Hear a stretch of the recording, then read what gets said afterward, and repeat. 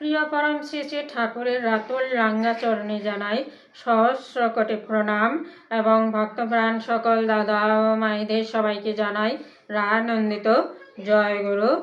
আশা করছি ঠাকুরের কৃপায় প্রত্যেকেই সুস্থ আছেন এবং আবারও ঠাকুরের কাছে এই প্রার্থনাই জানাই যেন আপনারা সুস্থ থাকেন।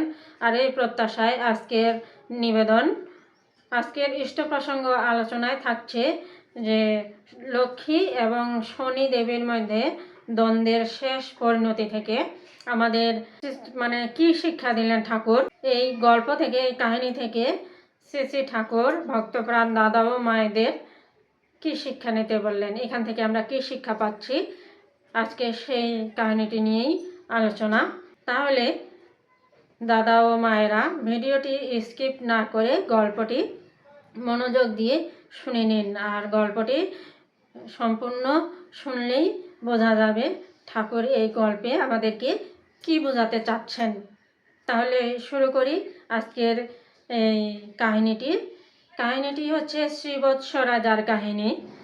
আর শ্রীবৎস রাজার স্ত্রীর নাম ছিল চিন্তা। একবার শনি এবং লক্ষ্মী দেবীর মধ্যে দ্বন্দ্ব লেগেছিল, তাদের দুজনের মধ্যে কে শ্রেষ্ঠ এই নিয়ে তাদের মধ্যে দ্বন্দ্ব লেগেছিল। আর ন্যায়পরায়ণ শ্রীবৎস রাজাকে তারা মধ্যস্থ করলেন বিচার করে দিতে, কে ছোট আর কে বড়। তখন কে ছোট আর কে বড় এই কথাটা বলা অশোভন হবে ভেবে শ্রীবৎস রাজা কী করলেন, একটা সোনার আসন এবং একটা রূপার আসন তৈরি করে দিলেন। তখন নির্দিষ্ট সময়ে লক্ষ্মী কিন্তু সোনার আসন নিলেন আর শনি নিলেন রূপার আসন। লক্ষ্মী তো খুশি হলেন সোনার আসন পেয়ে, কিন্তু শনি রুষ্ট হয়ে গেলেন শ্রীবৎস রাজার উপর। তাই শনি শ্রীবৎস রাজার উপর রুষ্ট হয়ে তার ক্ষতির চেষ্টায় রত থাকলেন। কিন্তু কোনো অনাচার বা কোনো ভুল ত্রুটি যদি না থাকে তাহলে কিন্তু সেখানে শনি ঢুকতে পারেন না। তাই শনি সেই সুযোগের অপেক্ষায় থাকলেন। একদিন শ্রীবৎস রাজা খাবার পর পা ধোয়ার কথা ভুলে গেলেন, আর সেই সুযোগে শনি সেই রন্ধ্রপথে তার দেহে প্রবেশ করলেন। আর তার ফলে এই শনির প্রকোপে শ্রীবৎস রাজা কি করলেন, নানা দুর্ভোগে ভুগতে লাগলেন।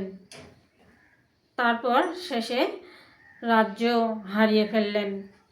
যখন রাজ্য হারিয়ে ফেললেন তখন কিছু মণিমুক্তা একটা কাঁথায় বেঁধে নিয়ে তার স্ত্রীকে নিয়ে রাজ্য ছেড়ে বেরিয়ে পড়লেন। পথে এই শনি দেবী কী করলেন, মাঝপথে একটা মায়া নদী সৃষ্টি করলেন। এই মায়া নদীতে শনি নিজেই স্বয়ং নৌকার মাঝি, একটা ভাঙ্গা নৌকার মাঝি হিসেবে ছদ্মবেশে হাজির হলেন। যেহেতু নৌকা ভাঙ্গা, তাই একজনের বেশি ওঠা যাবে না বলে রাজা প্রথমে মণিমুক্তার কাঁথার যে বস্কা সেটা আগে ওপারে রেখে দিতে বললেন মাঝিকে। আর সেটা যখন মণিমুক্তার বস্কাটা যখন সেটা দিলেন, তখন কিন্তু শনি সেই মণিমুক্তা নিয়ে অদৃশ্য হয়ে গেলেন। তখন তো রাজা হায় হায় করতে লাগলেন, সেগুলোও হারিয়ে ফেললেন।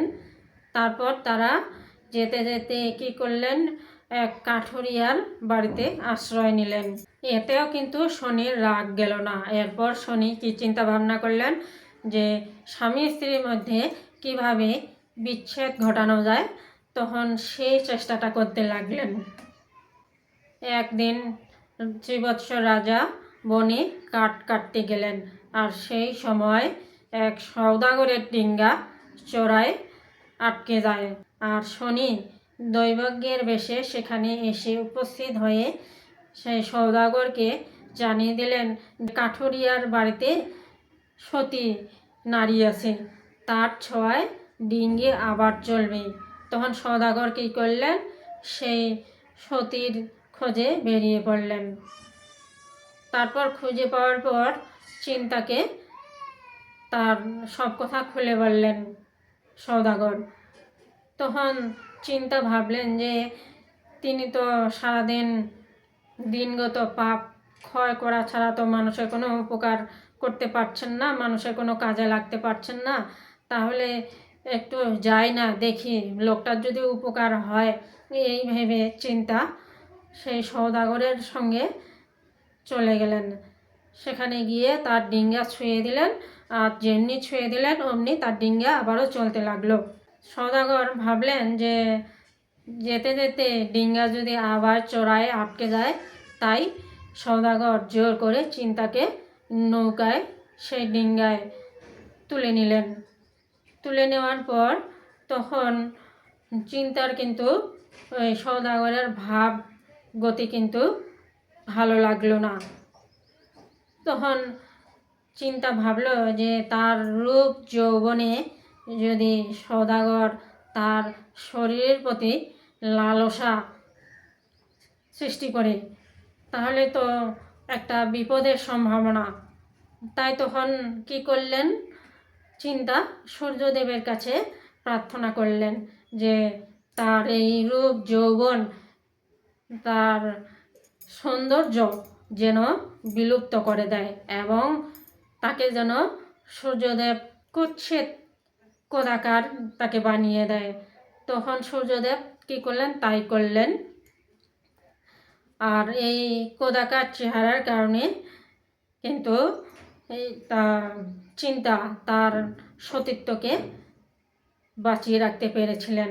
আর এদিকে এই শ্রীবৎস রাজা ফিরে এসে তার স্ত্রীর চিন্তাকে খুঁজতে লাগলেন। শেষে খুঁজতে না পেয়ে তখন লোকজনের কাছ থেকে শুনে বেরিয়ে পড়লেন চিন্তার খোঁজে।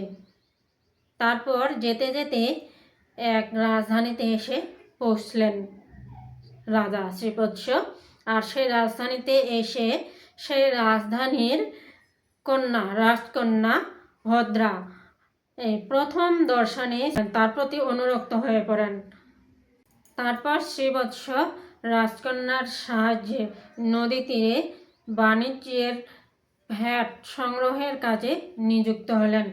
আর এই কাজে নিযুক্ত থাকাকালে শ্রীবৎস রাজা সেই সওদাগর, ওই সওদাগর যেই সওদাগরের কাছে এই চিন্তা ছিল, তো সেই সওদাগরের খোঁজ পেলেন আর সেই সাথে চিন্তার খোঁজ পেলেন। শ্রীবৎসকে পেয়ে তার মনোরঞ্জনের জন্য সূর্যদেবের কাছে আবার তার রূপ যৌবন ফিরে পাওয়ার প্রার্থনা জানালেন। আর সূর্যদেব সেই প্রার্থনায় সন্তুষ্ট হয়ে তার রূপ যৌবন সব ফিরিয়ে দিলেন। এরপর লক্ষ্মীর কৃপায় তারা হারানো রাজ্য ফিরে পেলেন এবং পরবর্তীতে তারা সুখে স্বাচ্ছন্দ্যে জীবনযাপন করতে লাগলেন। আর এই কাহিনী থেকে শ্রী শ্রী ঠাকুর ভক্তপ্রাণ দাদা ও মায়েদের জন্য কি শিক্ষা দিলেন? তিনি বললেন যে রূপ যৌবন যে নারীর এত কাম্য, এত প্রিয়, তাকেও সে কোনো মূল্য দেয় না যদি তা স্বামীর সেবায় না লাগে। ভক্তও তেমনি কোনো জিনিসকেই মূল্য দেয় না যা তার ইষ্টের সেবায় না লাগে। তার একমাত্র মূল্যবান হয় ইষ্টের প্রীতি, ইষ্টের স্বার্থ, ইষ্টের প্রতিষ্ঠা। ওই মানদণ্ডে মেপে মেপে সে যা কিছুর মূল্য নির্ধারণ করে, অন্য কোনো লোভ বা মোহ তার থাকে না। সে সত্যই হয় মুক্ত পুরুষ। তাই কয় মুক্তি ভক্তির দাসী। তার মানে আমাদের যা কিছু তা যদি ইষ্টের সেবায় না লাগে, তাহলে তার কোনো মূল্য নেই। সবাই ভালো থাকবেন। এই পর্যন্তই। জয় গুরু।